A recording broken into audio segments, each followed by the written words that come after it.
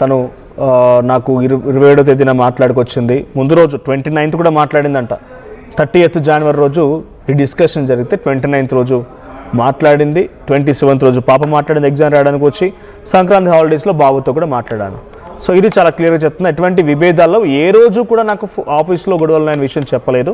So తనకి ఈ రకంగా ఆ మహిళ అంటే ఆ భార్య మరణించిన విషయం కూడా బావమరిది చెప్పాడు అనేటువంటి మాటని ఆ భర్త చెప్తున్నాడు.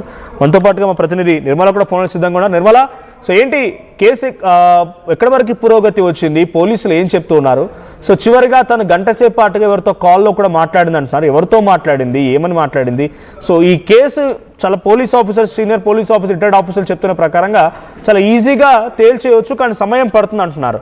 సో ఏం జరుగుతుంది అనుకోవాలి? పోలీసులు ఎందుకు ఇంత ఆలస్యం చేస్తున్నారు?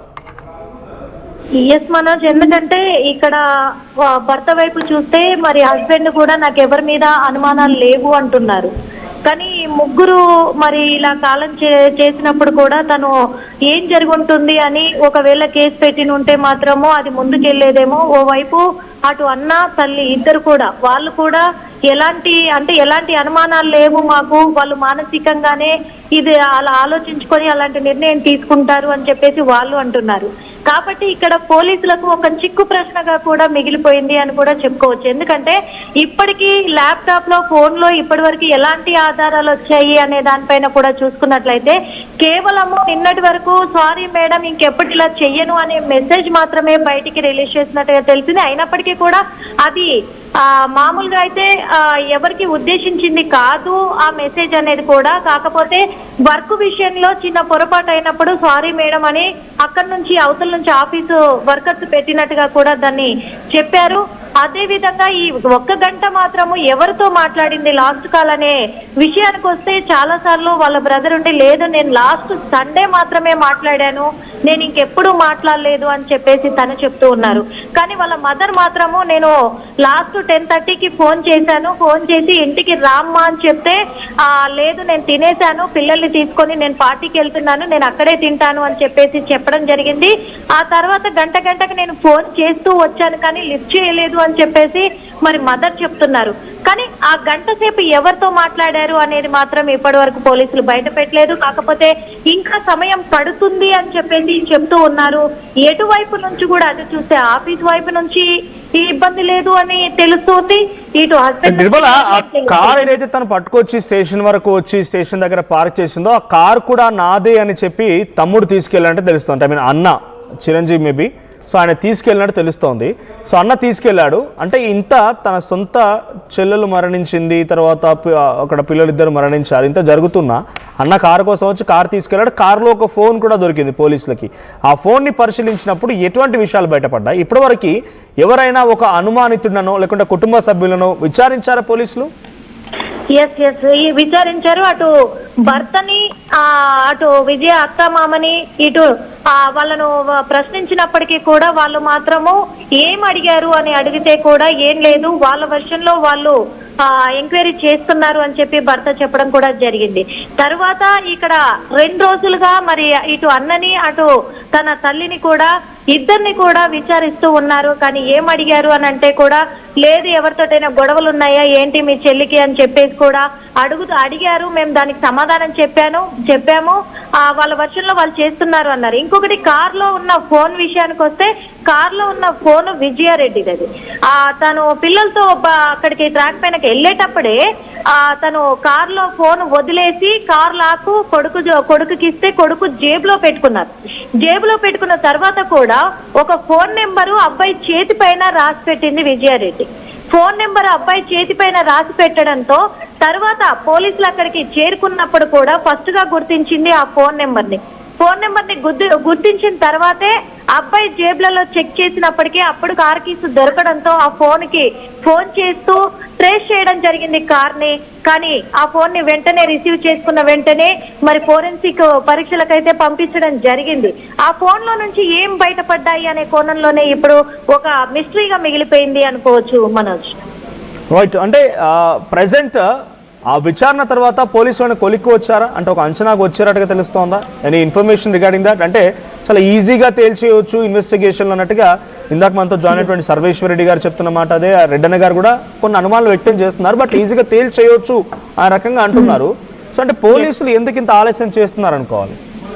దానిపైనే చాలా వరకు కూడా అనుమానాలు వ్యక్తం అవుతున్నాయి. ఎందుకంటే ఇప్పుడు ల్యాప్టాప్లు పోలీసుల చేతిలోకి వెళ్ళాయి, పరీక్షలకు పంపించారు, ఫోన్ ని పంపించారు, కానీ ఇప్పటి వరకు కూడా ఏముంది అందులో అనే విషయానికి వస్తే ఇప్పటి వరకు ఇంకా పోలీసులు అయితే బయట పెట్టలేదు. ఇంకో విషయం, నిన్ననే కారు తన పేరు మీదే ఉంది, వాళ్ళ అన్న పేరు మీద, చిరంజీవి పేరు మీద ఉంది అనేది కూడా తెలిసింది. అందుకు నా పేరు మీదే ఉంది కాబట్టి నేను చలానా కట్టి కారును తీసుకొచ్చేసుకున్నాను అనేది కూడా చెప్తూ ఉన్నారు. కానీ ఆ కారు కొనింది విజయారెడ్డి, ఇంకొకటి తన స్కూటీలు కూడా 2 కొనింది విజయారెడ్డే, కానీ ఒక స్కూటీ వాళ్ళ అమ్మ పేరు మీద పెట్టింది, ఇంకో స్కూటీ మాత్రం వాళ్ళ వదిన పేరు మీద రిజిస్ట్రేషన్ చేయించింది.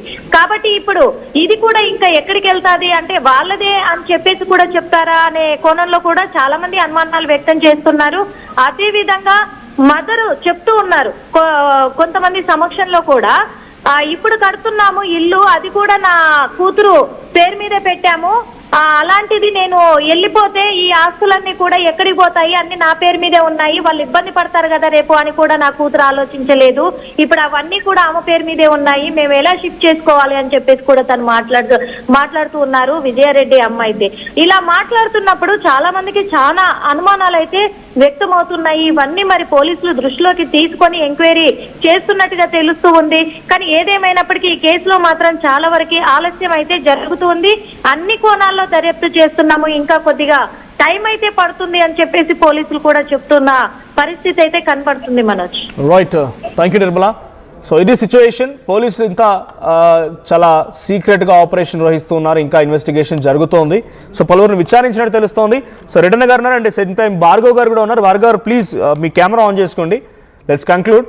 సో రెడ్డన్న గారు, ఇది సిచ్యువేషన్. సో అంటే టైం టేకింగ్గా ఉంది. 30th రోజు జరిగితే ఈరోజు ఆల్మోస్ట్ ఆల్ 5th డేట్, ఈరోజు 6 days పట్టింది.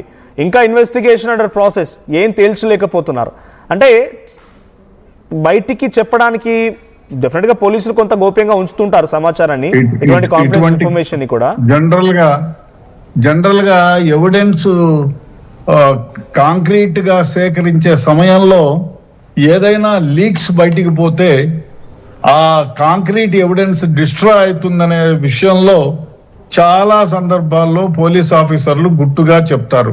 ఫలాని వాడే ముద్దాయి, ఫలాని వాడే అని తెలిసిన తరువాత కూడా చాలా సందర్భాలతో అతనితోనే స్నేహంగా ఉండి వేరే ఇన్వెస్టిగేషన్ అంతా కంప్లీట్ చేసిన తరువాతే వాడిని ముద్దాయిగా తెలుస్తారు. చాలా కేసుల్లో, మా కేసులో కూడా చాలా కేసుల్లో ఆ విధంగా చేసిన సందర్భాలు ఉన్నాయి. అయితే ఆ కాంక్రీట్ ఎవిడెన్స్ డిస్ట్రాయ్ కాకుండా ఏమైనా పోలీసులు గోప్యంగా, అంటే ఏదో చంపాను అంటే, ఇప్పుడు చంపాను అన్నంత మాత్రం you cannot prove the case కదా, దానికి సంబంధించినటువంటి లోతుగా విశ్లేషణ చేసి ఎవిడెన్స్ అంతా కలెక్ట్ చేయాలి. అది చేయడానికి గోప్యత పాటించాల్సిన అవసరం ఎంతైనా ఉంది. ఇటువంటి సందర్భాల్లో పోలీసులకి చూచాయిగా తెలిసిన ఈ కాంక్రీట్ ఎవిడెన్స్ అంతా తమ చేతుల్లోకి వచ్చేంత వరకు ఏమీ తెలియనట్టే చేస్తున్నామనే చెప్తారు. ఇది చాలా కేసుల్లో జరిగే విషయం.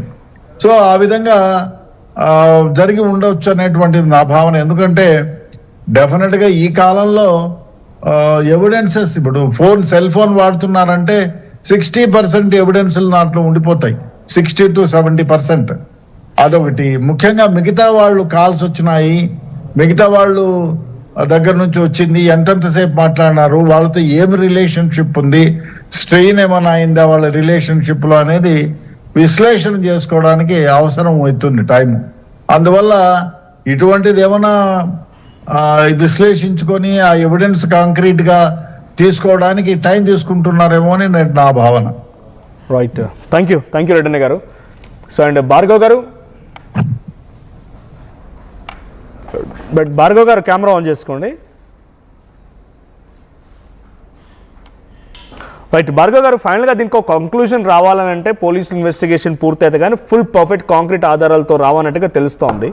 బట్ ఇక్కడ ఫైనల్గా ఒక మాట చెప్పండి, తన ఓవరాల్ ఈ చాప్టర్ అంతా విన్న తర్వాత తన భర్త కూడా మాట్లాడుతున్నాడు, అటు తనకి ఉద్యోగ పరంగా ఎటువంటి ఇబ్బంది లేదు అని అంటున్నారు, ఫైనాన్షియల్ క్రైసిస్ ఏమీ లేదు. సో భర్త పరంగా ఎటువంటి విభేదాలు లేవన్నట్టుగా అర్థమవుతోంది.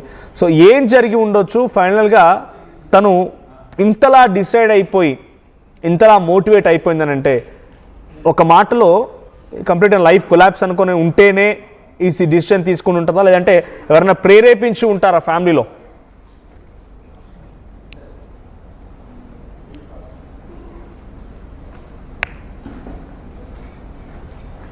భార్గవ్ గారు, నేను అంటుంది సెల్ఫ్ డిసిషన్ ఉంటుందా లేదంటే ప్రొవోకేటివ్ ఉంటుందా?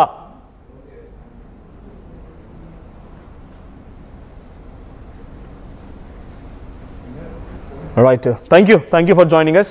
సో ఇద్దరికి రెడ్డన్న గారు అండ్ సర్వేశ్వర రెడ్డి గారు అండ్ భార్గవ్ గారు, డాక్టర్ భార్గవ్. సో అందరికీ థ్యాంక్ యూ. సో ఫైనల్గా ఆ కేసుకు సంబంధించి ఇంకా ఇన్వెస్టిగేషన్ జరుగుతోందనంటే తెలుస్తోంది. ఇన్వెస్టిగేషన్ జరుగుతోంది, ఎటువంటి విషయాలు బయటపడతా చూడాలి. విజయారెడ్డి కేసు అనగానే చాలా ఉత్కంఠగా 2 తెలుగు రాష్ట్రాలు ఎదురు చూస్తున్నా ఏం బయటపడుతుందని చెప్పి. తన భర్త చెప్తున్న ప్రకారంగా అయితే ఎటువంటి విభేదాలు లేవు, ఫ్యామిలీలో గొడవలు లేవు, తర్వాత ఉద్యోగ పరంగా గొడవలు లేవు, అంతా బాగానే ఉండేది, నాతో ముందు రోజు నైట్ మాట్లాడిందని చెప్తున్నారు. మరి అంతలోనే ఏం జరిగిందో ఇంకా తెలియడం లేదు. చూద్దాం మరి ఏం జరుగుతుందో. సో మీకున్న అనుమానాలు ఏంటి, మీకెవరిపైన అనుమానం కనబడుతుందా? ఈ సిరీస్ ఆఫ్ ఈవెంట్స్ని, విషయాల్ని మీరు తెలుసుకున్న తర్వాత మీకేమనిపిస్తుంది కామెంట్ చేయండి. ఒకసారి మళ్ళీ ఆ తల్లి, విజయారెడ్డి తల్లి ఏం మాట్లాడిందో విందాం. నా కూతుర్ని నేనే పెంచుకున్నా అమ్మ. నేను పెళ్లి చేసినా కూడా అత్తగారి ఇంట్లో లేదు, నా దగ్గరే ఉన్నారు పిల్లలందరినీ పెంచుకున్నా నేనే. చిన్న చిన్న పిల్లలు చదువుకొని పెట్టుకున్నా ఇక్కడ. అయ్యో నా కూతురు పోయింది, ఇంకేమున్నామా, నాకేం చెప్తా మీకు. మేమిద్దరం ఉంటాం, పైన ఉంటాం మేము. ఆఫీస్ కానీ వెళ్ళింది, ఆఫీస్ ఎప్పుడైనా క్యాబ్ వెళ్ళిపోతే కార్ తీసుకొని పోయేది. నేను అప్పటికన్నా 2000 వేస్ట్ అయితే పెట్రోల్కు ఏమొద్దు ఇవాళ ఆఫీస్ కంటే. మీటింగ్ ఉంది, ఇద్దరు పని చేయట్లేరు ఆఫీసులో అని చెప్పి పోయింది. నిన్న ఇంట్లో నుంచే చేసేదే, ఆఫీస్ పోయింది.